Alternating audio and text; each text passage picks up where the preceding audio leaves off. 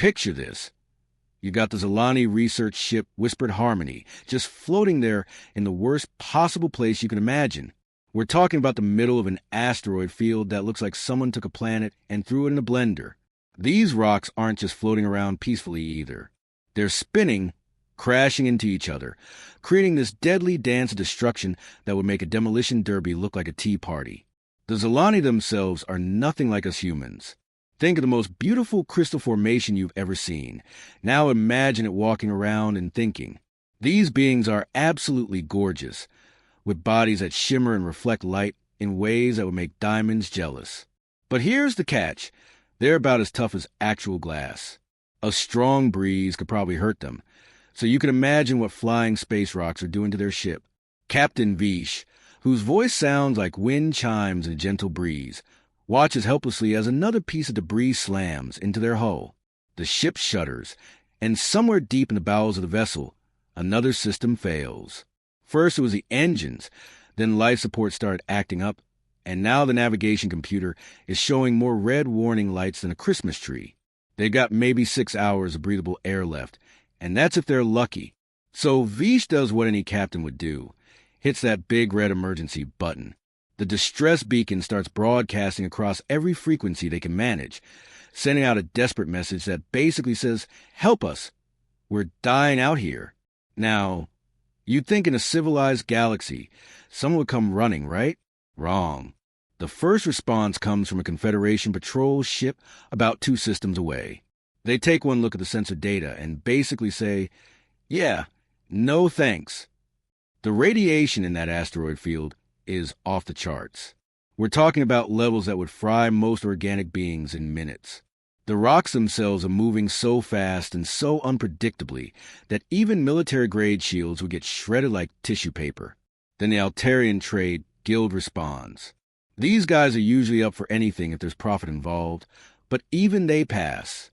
Too dangerous, they say. Insurance won't cover it. One by one, every spacefaring civilization in the area sends the same message. Thoughts and prayers, but no actual help. The Zolani crew starts preparing for the worst. They gather in their crystal meditation chamber, linking their consciousness together in a way that's both beautiful and heartbreaking. They're sharing their final memories, their hopes and dreams, everything they'll never get to experience. The youngest crew member, barely out of adolescence, starts that haunting crystal song they use for farewells. Captain Vish is running calculations in his head. Try to figure out if they can somehow jury-rig the engines back to life. But every simulation ends the same way, catastrophic failure. They're stuck, and time is running out faster than water through a broken dam. That's when something impossible happens. A voice crackles through their communications array, cutting through the static like a knife through butter. It's rough, organic, completely unlike the musical tones of Zolani or the electronic precision of most galactic species. Human vessel Endeavor responding to your distress call, the voice says with a confidence that seems completely out of place given the situation. "We're about 14 hours out. Hang tight, we're coming to get you." The Zolani bridge goes dead silent. Not the peaceful silence of their meditation, but the shocked silence of beings who just heard something that shouldn't exist. Captain Vish checks their communication logs 3 times, thinking maybe their failing systems are playing tricks on them. "Humans," whispers their communications officer, whose name translates roughly to Echo of Hidden Stars. "We're humans." Nobody knows. They're not in any of the major databases. There's no record of first contact, no trade agreements, no diplomatic relations. These humans are complete unknowns, and yet they're apparently out there in space with ships responding to emergency calls that seasoned galactic civilizations won't touch. The Zolani start checking their sensors, trying to figure out where this mysterious vessel is coming from. What they find makes no sense. The Endeavor is approaching from the direction of a small, unremarkable star system that every survey has marked as hostile to life. The third planet in that system is a radiation-soaked death world with extreme weather, dangerous wildlife, an atmosphere that would kill most species. But somehow, impossibly, that's exactly where these humans are coming from. And they're not just coming. They're coming fast, pushing through space at speeds that suggest either incredible bravery or complete insanity. Either way, the Zilani are about to find out what happens when someone actually answers a distress call that everyone else is too scared to take. So naturally, the Zilani crew starts frantically digging through every database they can access. Think about it, you're stuck in space, probably to die, and some unknown species just volunteered to help when literally everyone else said no. You want to know what you're dealing with, right? What they find in the galactic records makes their crystal bodies literally dim with shock. There it is, buried in the xenobiology files like some kind of cosmic horror story. Humans classification, Class 12 Deathworlders. Now, for context, most civilized species rate somewhere between Class 1 and 3 on the danger scale. Class 5 is considered moderately hazardous. Class 12? That's basically a galactic way of saying run away and never look back. The database entry reads like something out of a nightmare. These humans come from a planet called Earth, and just reading the environmental specs makes the Zilani's crystalline structures ache. The gravity alone would crush most species flat. The atmospheric pressure could pop a Zilani like a soap bubble. The oxygen levels are toxic to 60% of known life forms. But it gets worse. Much worse. This planet is apparently covered in something called water, a chemical compound so corrosive that it dissolves rock over time. And these humans don't just tolerate this stuff, they're made mostly of it. The surface temperature swings from hot enough to melt lead to cold enough to freeze carbon dioxide solid, sometimes in the same day. The wildlife section makes their communications officer, shimmer of morning light, actually crack a little from stress. These humans share their planet with creatures that could bite through starship hull plating. There are microscopic organisms that can kill in hours.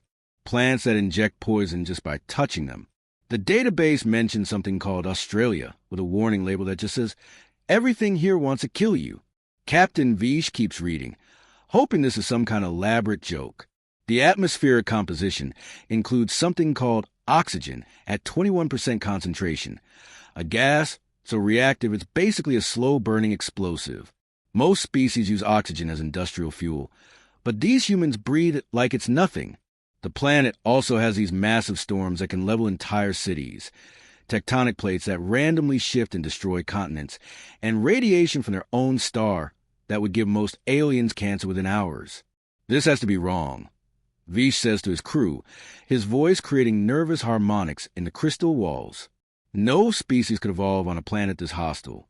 It's impossible. His science officer, whose name roughly translates to deep understanding of hidden patterns, pulls up more data. The stellar radiation from their sun is so intense that humans had to evolve something called melanin just to avoid being cooked alive. They develop redundant organ systems because their environment regularly tries to shut down their biology. They even evolve the ability to survive without oxygen for several minutes, just in case their death world decides to try drowning them. Meanwhile, their own situation is getting desperate. The life support systems are failing faster now, making ominous grinding sounds that no machine should ever make. The air is getting thinner, and the temperature is dropping as their heating systems struggle with the power drain. 2 more hull breaches have opened up, and they're running out of emergency patches. The youngest crew member starts that crystal death song again, the one that sounds like wind through broken glass. It's hauntingly beautiful, but it means they've basically given up hope. The older crew members join in, their voices harmonizing in frequencies that would make angels weep. Captain Vish is doing mental calculations, trying to figure out how a species from such a hostile world could even build spaceships, let alone navigate through an asteroid field that's currently shredding his own vessel. Maybe these humans are sending some kind of automated probe, maybe it's a translation error, and they're actually from a nice, safe planet with reasonable gravity and non-toxic atmosphere. Then, exactly 14 hours after first contact, their sensors pick up something that makes no sense at all. A ship is approaching through the asteroid field, but it's not moving like any civilized vessel they've ever seen. Most ships would creep through carefully, using maximum shields and plotting safe courses between the larger rocks. This human ship is blazing through the debris field like the asteroids are just minor inconveniences.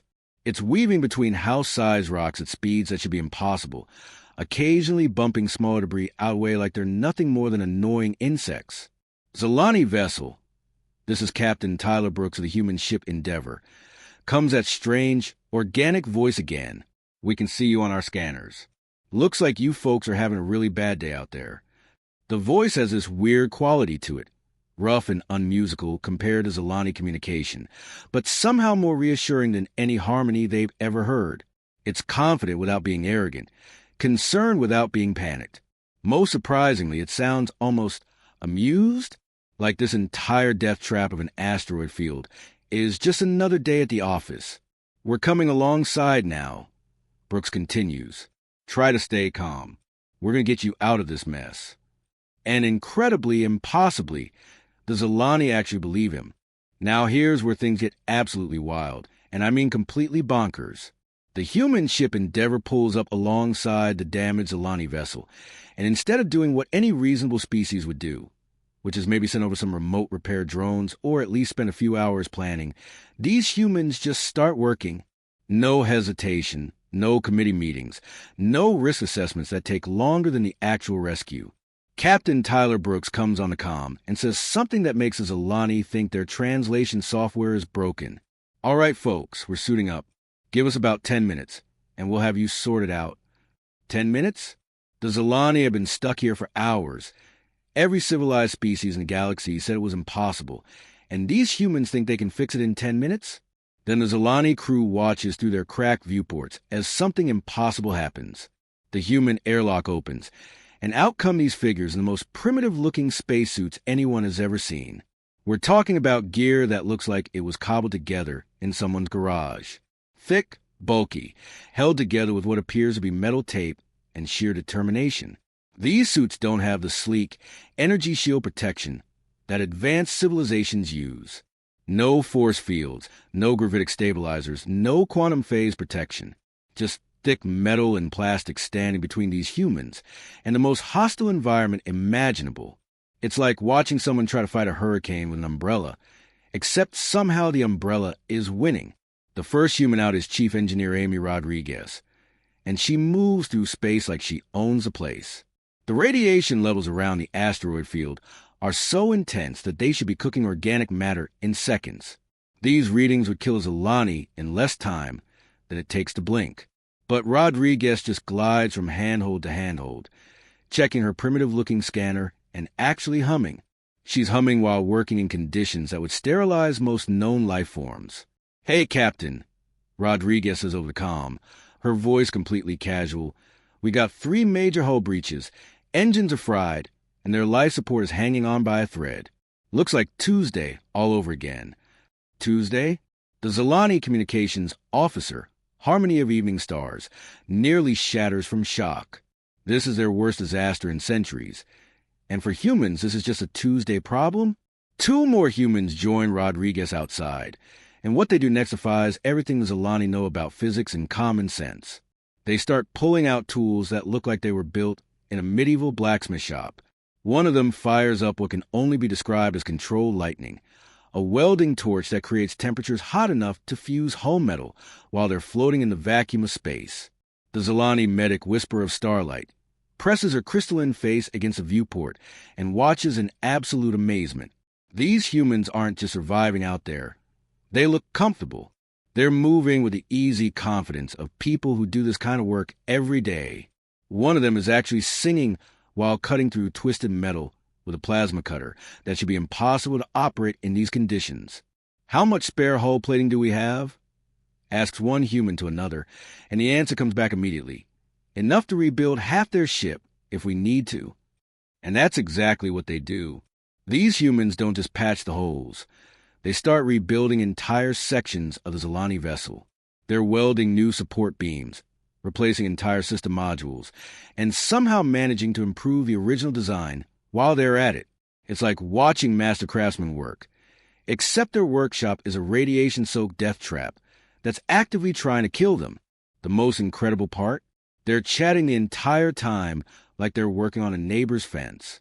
"Hand me that torque wrench, would you? This power coupling is shot, but I've got a spare in my kit. Anyone want coffee? I brought a thermos." "Coffee. They brought coffee to an emergency rescue operation in an asteroid field. Whisper of Starlight can barely process what she's seeing. These humans are working in radiation levels that would cook her species instantly, surrounded by debris that could punch through their primitive suits and kill them in seconds, and are offering each other hot beverages like they're at a construction site on a peaceful planet. Their environmental suits don't even have proper shielding. She whispers to Captain Vish. How are they still alive? The answer becomes clear as they keep working. These humans aren't relying on technology to protect them from their environment. They're naturally resistant to conditions that would kill most other species. That death world they come from didn't just make them tough. It made them absolutely unstoppable. One human actually takes off his helmet for a moment to get a better look at a damaged component. In space, in lethal radiation. He examines the part, puts his helmet back on, and continues working like nothing happened. Almost done with Section 2, Rodriguez calls out cheerfully. This is actually pretty good engineering for crystal-based technology. Very elegant design. They're complementing Zolani engineering while completely rebuilding it in the middle of a cosmic storm. And somehow, impossibly, it's all working exactly like they said it would. The Zolani crew realizes they're not just being rescued. They're witnessing something that will change their understanding of what's possible in the universe. But wait! Hold on to your seats because it gets so much better. Just when the Zolani crew thinks they've seen everything these impossible humans can do, the universe decides to throw them the ultimate curveball. Their sensor operator, whose name sounds like Crystal's Song of Deep Space, suddenly starts making alarm sounds that would wake the dead. Incoming asteroid, she announces, and her voice has that special quality that means we're all about to die horribly. The crew looks at their screens and sees something that makes their crystalline hearts stop beating. This isn't just any space rock. We're talking about a monster asteroid, the kind that could wipe out entire cities if it hit a planet. This thing is easily the size of a small mountain, tumbling end over end, spinning like a cosmic baseball thrown by an angry giant. The worst part? It's coming straight at them. Both ships, human and Zolani, are directly in its path. The math is simple and terrifying. Impact in less than 12 minutes, and when that happens, there won't be enough pieces left of either ship to make good scrap metal. The Zolani crew immediately starts preparing for the end. They link their consciousness together one final time, sharing their most precious memories in that haunting crystal harmony that sounds like angels singing their own funeral song. Captain Vish begins a traditional farewell ceremony, his voice creating ripples of sound that make the damaged hull vibrate with otherworldly music. But the humans? Oh! The humans have a completely different reaction. Chief Engineer Amy Rodriguez looks up from a hull section she's been welding, glances at her portable scanner, and does some quick mental calculations. Then she says something that will go down in galactic history as either the bravest or most insane response to certain death ever recorded. Hold my coffee. She actually hands her coffee thermos to another crew member like she's about to do something routine, like check the mailbox or walk the dog. Meanwhile, the Zolani are literally preparing to meet their ancestors, and this human is worried about keeping her beverage warm. Rodriguez disappears back into the human ship for maybe 2 minutes, and those are the longest 2 minutes in Zolani history. When she comes back out, she's carrying what looks like a backpack full of industrial explosives. These aren't fancy quantum charges or antimatter devices. They're mining explosives, the kind of rough, practical gear that humans apparently just keep lying around their ships for occasions exactly like this. Captain Brooks, she calls out over the comm, her voice completely calm, I need about 4 minutes to set these charges. Can you calculate the optimal detonation points? Already on it, Amy, comes the reply.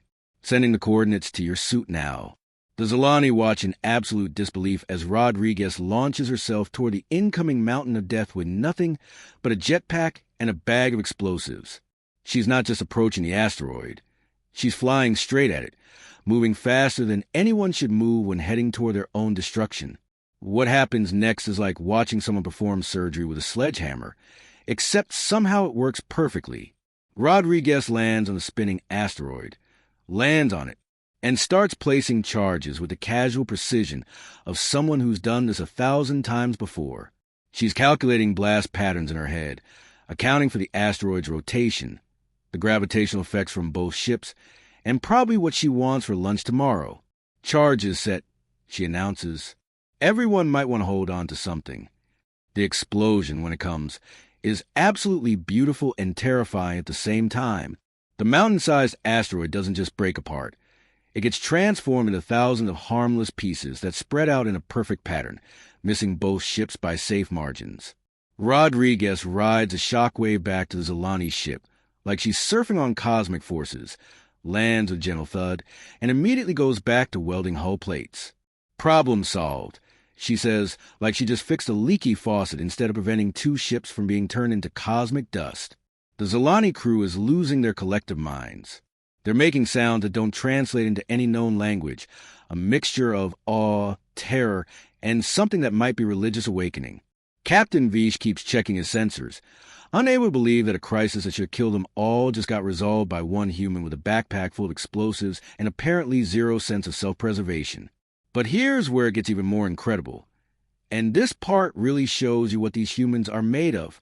The Zolani, grateful to be alive but still stuck in a damaged ship, start carefully rationing their emergency supplies. They're breaking their food crystals into smaller and smaller pieces. Try and make them last as long as possible. The humans take one look at this and immediately start sharing their own supplies. Not selling, not trading, not asking for anything in return. Just sharing. They got these packages of something they call MREs, meals ready to eat, and they're handing them over like it's the most natural thing in the world. "You guys look hungry," says one of the human crew members, whose name badge reads Johnson. "Try the beef stew. It's not bad once you get used to it." Captain Vish tries to explain standard compensation protocols, how interspecies trade works, what the proper exchange rate should be. But the humans just look confused. Exchange rates. Brooks says over the comm, "You folks are in trouble, and we've got extra food." That's not trade. That's just being decent neighbors. Neighbors. In a galaxy where most species won't even respond to distress calls. These humans are treating complete strangers like neighbors who need help with their lawnmower. And that's when the Zolani realize they're not just meeting a new species. They're discovering what it means to be truly civilized. So there they are. The Whisper Harmony is not just space-worthy again. It's actually running better than it has in years. These humans didn't just fix what was broken. They improved everything they touched. The engines are purring like a contented cat. The life support systems are running at peak efficiency. And the hull repairs are so good, they're actually stronger than the original construction. Captain Vish floats in his command chamber, staring at readouts that show his ship performing like it just rolled off the assembly line. His crystalline features are literally glowing with relief and something that might be joy. But now comes the awkward part, figuring out how to pay these incredible rescuers. In galactic civilization, everything has a price.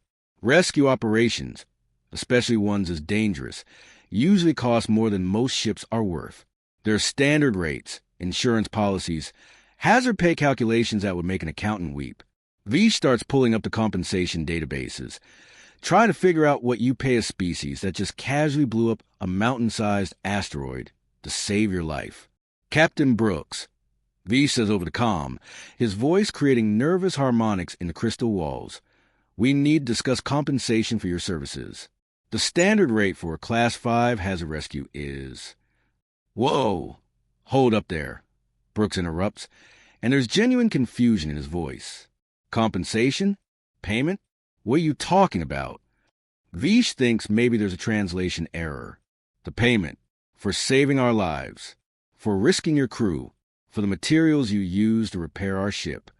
There's a long pause from the human ship, and Vish can actually hear voices in the background having what sounds like a confused discussion. Finally, Brooks comes back on the comm. "Captain Vish, you were in trouble. We helped. That's what you do when someone needs help. You don't charge people for being decent."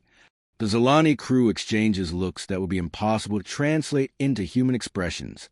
In their culture, everything is harmony and balance. You receive, you give back. But these humans seem genuinely baffled by the concept of charging for emergency assistance. Chief Engineer Rodriguez chimes in from wherever she's doing final repairs. "Besides, we had fun. Haven't had a good asteroid blowing up session in weeks." This was better than vacation. Fun. They had fun saving lives in a radiation-soaked death trap. The Zilani are starting to realize that humans might be the most alien species they've ever encountered. When a human ship finally departs, both crews exchange what humans call contact information, communication frequencies, star charts, cultural exchange data. The humans seem genuinely interested in learning about Zilani culture, asking questions about their crystal songs and harmonic technology with the curiosity of children discovering something wonderful. If you're ever in the neighborhood, stop by Earth. Brooks says as the Endeavor begins to pull away. We'll show you around, maybe teach you how to make proper coffee. Word spreads through Confederation space faster than light-speed communication. The Zilani crew becomes accidental ambassadors, and every port they visit, every space station they dock at, people want to hear about the humans. At first, nobody believes the stories. They went outside in Class 12 radiation without proper shielding. They blew up an asteroid with mining charges. They refused payment for a hazard rescue. But as more encounters happen, the stories start adding up. A Rigelian cargo hauler reports that humans pulled their crew out of a plasma storm that should have been impossible to survive. A scientific expedition trapped on a gas giant gets rescued by humans who apparently thought breathing poisonous atmosphere was just a bit inconvenient. Within months, human ships start appearing throughout Confederation space, and wherever they go, impossible rescues follow. They pull survey teams out of collapsing star systems. They fix reactor meltdowns that other species won't even approach. They respond to distress calls from places that don't officially exist because they're too dangerous for civilized beings. The galaxy starts to develop a new understanding of what the term Deathworlder really means. It doesn't mean savage or primitive.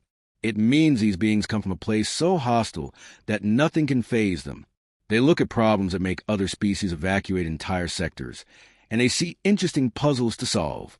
The Zilani crew tells everyone who will listen about these incredible beings who treat lethal radiation like a minor inconvenience, who see catastrophic disasters as opportunities to help, and who have apparently never met a problem they couldn't solve with enough determination and the right explosives. Other species start changing their emergency protocols. Instead of marking hazardous areas as do not approach, they start marking them as contact humans if available. Ships begin carrying human communication frequencies as standard equipment. Some brave souls even start studying human engineering, trying to understand how they build things that work in impossible conditions. The most incredible part is the philosophy behind it all. When the Galactic Confederation Council finally makes formal contact with Earth's government, trying to understand these remarkable beings, the human ambassador gives an answer that becomes legendary across the galaxy. Why do we respond to emergencies other species won't touch? She asks, repeating the council's question. Because someone needs help, and we can help them. It's really that simple. No complex political calculations. No risk-benefit analysis. No insurance requirements. Just people helping people, because that's what decent beings do. And slowly, beautifully, the galaxy starts to realize something profound. Sometimes the scariest monsters make the best neighbors. Sometimes the most dangerous beings are also the safest ones to be around. Because when every civilized species in the galaxy says impossible, humans just grin and say, hold our beer and watch this. And somehow, impossibly, they always manage to prove that the impossible is just Tuesday for a species that calls a death world home.